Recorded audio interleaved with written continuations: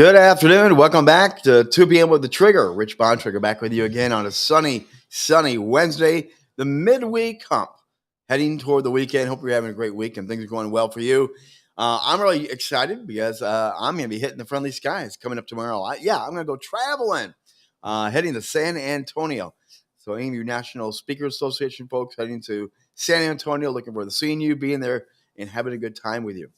Right now, though, we're going to talk a little bit about our upcoming summit, which begins next Monday. It's the Beyond Trauma Summit. And we're going to have a lot of amazing guests. We've been talking to some of them over the last several weeks. And today we have a very fun but very unique conversation, I think. And we're going to be meeting with a certified Willow end-of-life educator. And right there, you're probably going, what the heck is that? So, Lesley James, come on in and let's let them know, what is that all about? Lesley, thanks for being here. Hi, Rich. Thanks for having me on your show. Yes, I wasn't a little girl and put my hand up and say, one day I want to be a end-of-life educator. And here I am. It's a calling. And Willow is a wonderful organization in British Columbia. And I'm a certified EOL, end-of-life educator. And I provide workshops remotely. So I'm thrilled for our upcoming summit because I lived with medical trauma, and this is what one of the reasons I got into this space. Well, and let's just start there. Because a lot of people, life is good, life is happy. We all think we're going to live forever. We all know that's not true, but we all mentally think we're all going to live forever. But we don't ever think trauma is going to change our life or cause us to think about closure. But having gone through my experience, your experience, there is a very important piece of planning for the finish. And how do you help people get around that mental jump, first of all? How do you help people make the move from never going to happen to, oh, crap, I got to get everything all put together now? Good question. It's all about having a conversation, just starting. You know what? I have lived this. I don't want to leave a mess for my family, for my adult children. I've had 2 hospital scares, taken to hospital. I had to call 911 emergency because of a rare autoimmune disease that I have. I was diagnosed 23 years ago with Addison's disease. It's also known as primary adrenal insufficiency. I'm not going to bring the science into this, but basically, I went from, a very energetic tennis player, Zumba, jogging, boot camp, and then boom, out of nowhere, this autoimmune disease hit. So I want to talk about it. I have, it was a wake-up call for me that I didn't have any of my affairs in order. My great-grandmother lived to 103. My grandmother lived to 100. My father is over 90, and I am blessed with longevity. Yeah. And I want everyone to live forever. I still have lots to do. I have a legacy I want to leave. Maybe it's, hospice in my city of Markham here with actual beds. I don't know. I have dreams. I still have stuff I want to do. And we all have our purpose. So I'm not going anywhere, but I have, redone my will and powers of attorney. That's what we call it here in the province of Ontario. Yep. And it's so important. And I've done it for the 3rd time now. Estate planning, funeral pre-planning. I'm halfway through paying off my own funeral. Again, I'm not going anywhere. It's just the whole piece of forgiveness. Have you reached out to those you love and tell them how you love and say, I'm sorry, or I appreciate you for this. So it's a holistic conversation. Well, and you just rattled off a bunch of lists. End of life decision, funeral decision. You just went through a whole list of people. Again, having gone through that myself, it's daunting the first time you look at a document and go, wait, I'm still breathing. I'm still doing stuff. But my medical condition, the trauma, whatever it is, it's caused me to sit down and actually hold a document that I never thought I'd be holding in the first place. And now I have to look at it. It is a big emotional jar. So emotionally, there's a step to walk through. There's almost a pain and a grief to go through? How would you describe that stuff when we're vibrant, or we thought we were vibrant, and then we have that document saying you really need to fill this out? Exactly. And you have your lived experience that you bring to this, Yep. and there's grief, there's anticipatory grief. Mm-hmm. I could stay in bed and say woe me, and okay, just live in a bubble and not. But you know what, I'm in pain. I'm in pain right now. It may not look like it, but I want to talk about it. I recently wrote a chapter, and from pain to purpose. And my purpose, based also on losing two friends, age 40, one was age 49, one was age 51, and also working in a funeral home. I'm a funeral professional. I've seen the devastation. Whether we bring medical, I try not to bring health into the situation, but there are unexpected deaths that happen. And I've seen the devastation when people are not prepared, haven't had the conversation, and nothing is in place. So, Well, and we are talking about beyond trauma. We're talking about a lot of the speakers will be talking about you go through the pain, you get health, you make a change, you do this. It's beyond trauma. You have the right to live and move on. This is a different conversation because we're talking about beyond trauma by having the peace of mind that all the places are in place. It is something to celebrate. Actually, it's something very powerful to celebrate that I'm good to go. My family will be good to go when I go, and it's already all figured out. That it is moving beyond trauma very much. Is that a hard thing to let people fully understand? Do people fully embrace the freedom that comes with that?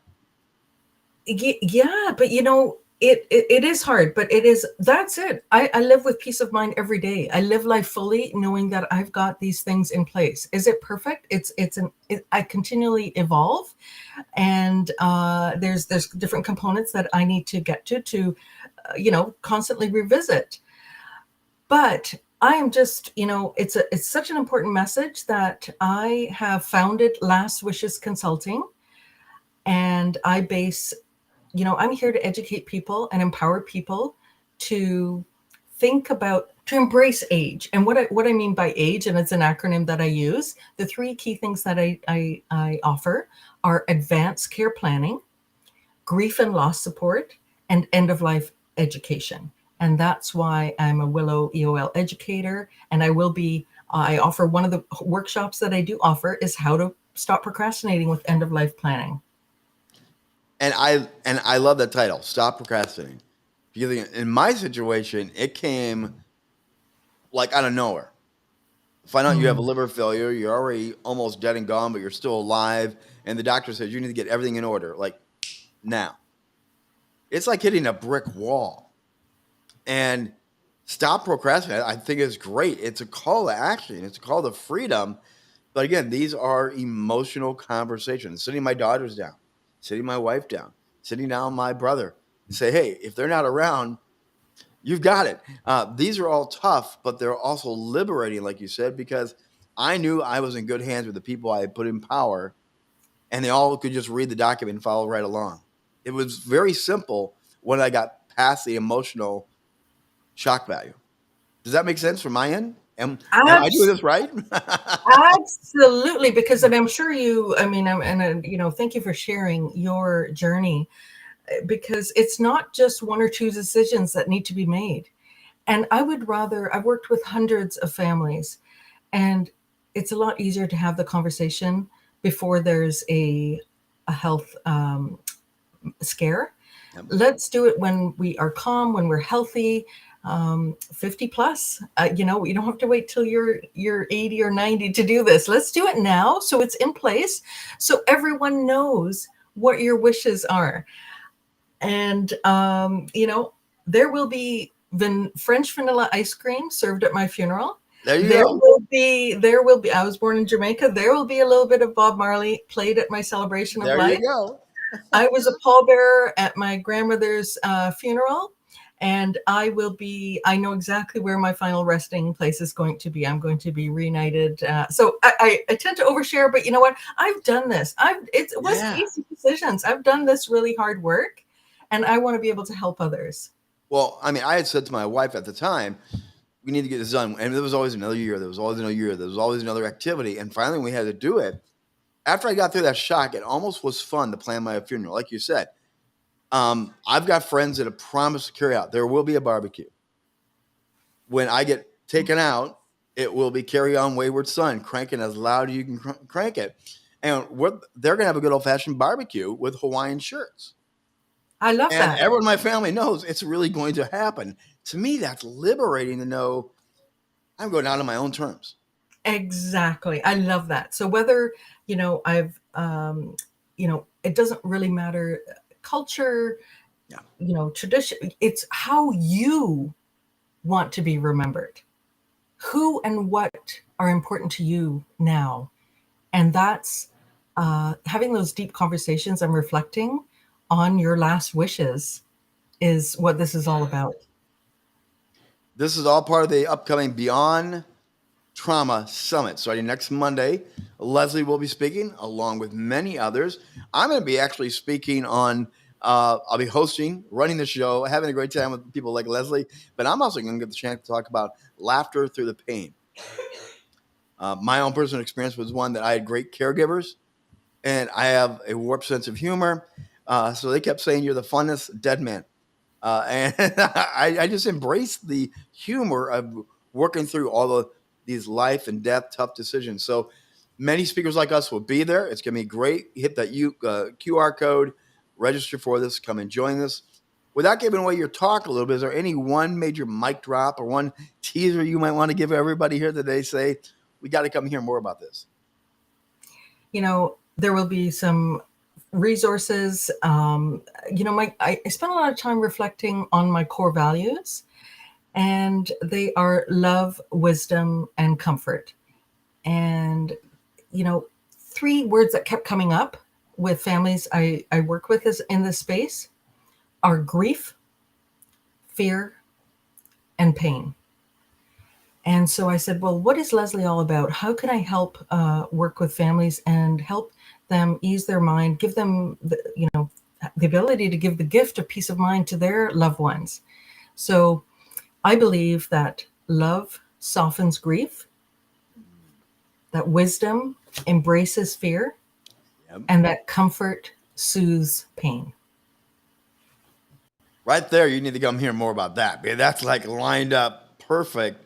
Those are great. And I also talk a lot about values, so I totally identify with it. That's a great way to look at it. Because all 3 of those emotions you talked about, they are part of this process, but you actually have a solution, a help, a cure for each one of those, which I think is powerful, extremely powerful that you've got that so clearly laid out.